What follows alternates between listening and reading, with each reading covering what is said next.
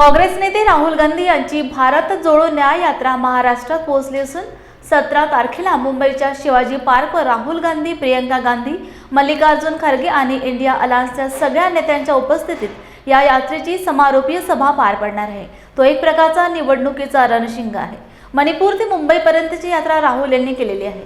चैत्यभूमीला 16 तारखेला ही यात्रा समाप्त होईल आणि 17 तारखेला संध्याकाळी शिवाजी पार्कवर ही मोठी सभा होणार आहे। त्या रॅलीला मोठ्या प्रमाणात आपण लोकांनी उपस्थित राहावे असे आवाहन काँग्रेसचे प्रदेशाध्यक्ष नाना पटोले यांनी लॉर्ड बुद्ध टीव्हीच्या माध्यमातून राज्यभरातील जनतेला केले आहे।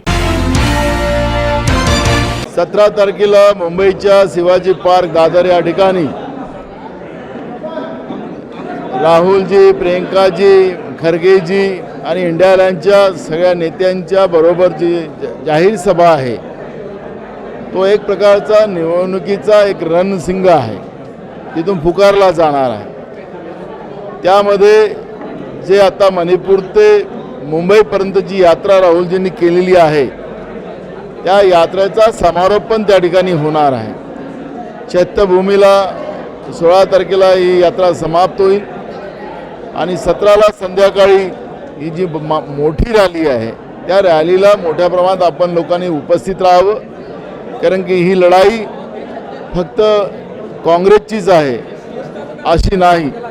या देशाचं संविधान आणि या देशाची लोकशाही वाचवण्यासाठी आपल्याला सगळ्यांनाच आता पुढे यावं लागणार आहे।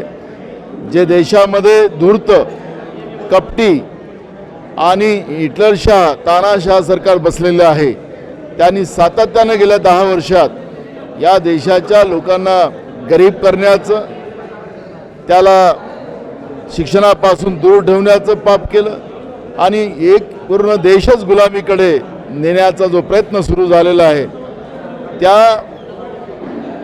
व्यवस्थेच्या विरोधात आपल्याला एकत्रित आलं पाहिजे आणि म्हणून ही लढाई आपल्या सर्वांची आहे।